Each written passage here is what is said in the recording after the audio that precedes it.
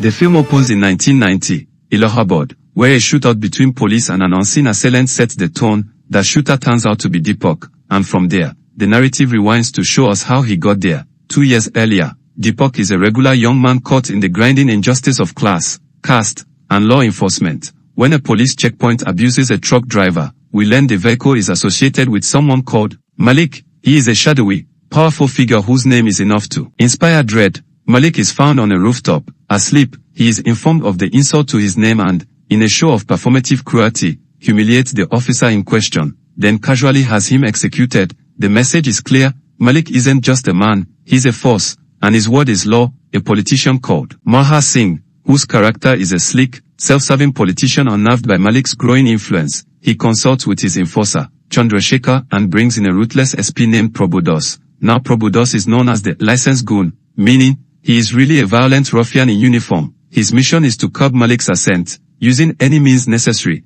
At this point, the film begins layering its politics. He does storm Malik's home in a nearby village, where his parents and wife, Shalini, lives with. His father claims Malik has not been home in 2 years, but Prabhudas still torments them, breaks some stuff, and leaves with threats. When Malik arrives, he is informed by Shalini, and he gets enraged. His father has had enough of his criminal ways, and he urges Malik to surrender. In response, Malik scoffs and leaves. Malik's friend and almost his equal corners the grandson of Prabhudas as he is leaving the school with a lone cop. The cop is automatically intimidated by Malik and his men and cannot do anything as the boy is abducted. Prabhudas is naturally enraged, but before he can do anything, Malik himself storms his home in full force with his men. He returns the boy, safe and unharmed, to him. Then he threatens the officer, telling him that his grandson will not go unscathed if he ever threatens his family again. Since Malik is emerging as a huge threat, Malhar brings Shankar. Now, we learn it was Shankar who made Malik, at least partly. But Malik,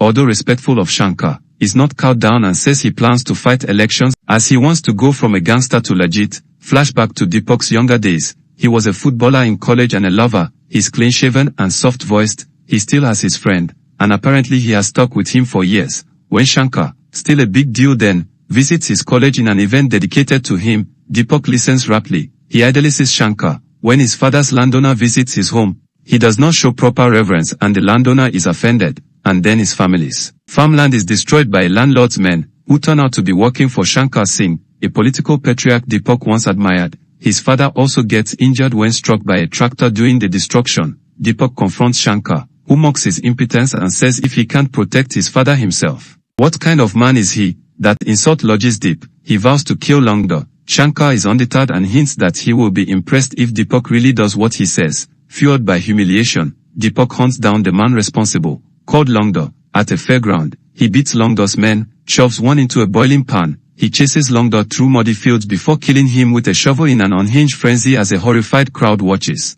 Covered in blood and delirious with rage, Deepak finally declares to his friend, who is also horrified, if I wasn't born a Malik, I become one. And so, a monster is born as he walks away after setting Longda ablaze. Cut to present. Chandrasekhar kills a man working with Malik. The man had got a tender for a bridge and was a step on Malik's journey to legitimization. Malhar Singh is furious with Chandrasekhar and asks him to stay low. Then Malhar calls on Shankar and says he should help him end the threat of Malik. But Shankar seemingly supports Malik's bid to become legit. Malik's friend is apprehensive about him fighting elections, though, and he expresses his disagreement openly. In response to Chandrasekhar's outrage, Malik lines up and shoots dead many of his men, to which Malhar Singh is seething with anger and taunts Prabhudas as to when he will do his job. Prabhudas expresses disbelief and says people love Malik as he is sort of a Robin Hood to them, and nobody will reveal any information that may harm his person. Prabhudas attacks Malik's place, and there is a huge shootout. Malik's friend convinces him to flee. They both come to a dark realization that they have a mole in their camp. Somebody betrayed them. Back home in the village, Malik and his men consider what to do. They discuss how to kill Prabhudas and Malhar Singh. Shalini, listening, is disgusted and says they should get out of the home with all that talk and also take their weapons away. Privately, she confesses to Malik that she is worried about his life as the whole state machinery appears to be coming for him. Malik scoffs. At a peacemaking meeting at Shankar's, Malik gets into a scuffle with Chandrasekhar and even defies Shankar when he tries to separate them. Shankar was once a mentor to him, but now sees Malik as uncontrollable. He, Malhar Singh, and Chandrasekhar make a pact to eliminate him. Prabhudas, the SP, leads a brutal manhunt. Malik's wife, Shalini again tries to calm him. She reveals that they should get out of the city for his safety. She essentially says she wants a husband and not a headline. But Malik says he is not a coward and will not run. But then she reveals she is pregnant with a girl, and that changes Malik's mind. They spend a few days together, and then she urges him to turn himself in. Initially furious, Malik eventually relented. There's even talk of raising their daughter together after he gets out of prison. On the day of his surrender, Malik gets to the police station and is about to sign the surrender documents. But then he is informed that something is wrong. We learn that Shalini's car was ambushed. Masked gunmen rain bullets until her vehicle explodes in flames. Malik loses his last tether to humanity. His grief is volcanic. He hunts down and murders her killers, hanging them with ropes, hoisting them up using only his shoulders in a scene that redefines cinematic brutality. As they struggle to get a breath of air in, they ride in agony and eventually their necks break one by one. Malik is informed by his friend that they were Chandrasekhar's men. He tears through Chandrasekhar's allies, eventually finding him. They engage in a brutal hand-to-hand duel as their bullets are spent. At times, it appears Chandrasekhar has overpowered him, but Malik is burning with the fire of vengeance. He executes him in front of his own son,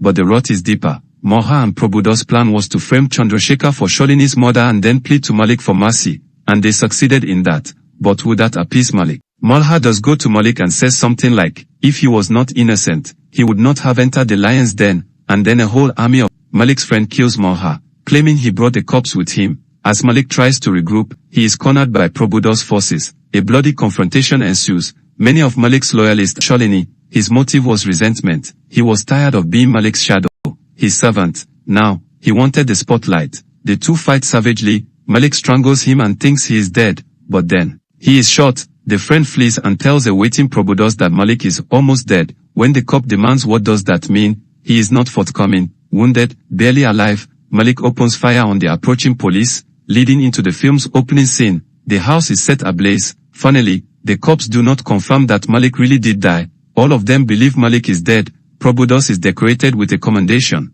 But all is not as it seems. The last scene, a Durga Puja festival in West Bengal, reveals otherwise. Prabhudas is dancing. The crowd is ecstatic. And then, masked and quiet, Malik re-emerges, looking directly at him. Prabhudas stands still. His smile vanishes. The ghost exists, so does Malik live after all? Yes, he had staged his own death, or at least fled it. That last look is a vow, a setup for the sequel. Probably. And this is where the movie ends. Kindly subscribe to this channel, click the like and share buttons and smash the notification bell to support this channel. Thanks for watching. Are killed. He takes shelter in an above corpse led by Prabhudas attacks them and then building with two men and a trusted friend, only to realize the friend was the real traitor. That friend orchestrated everything, the killings of Vidhayak, Shankar Singh, Chandrasekhar, and even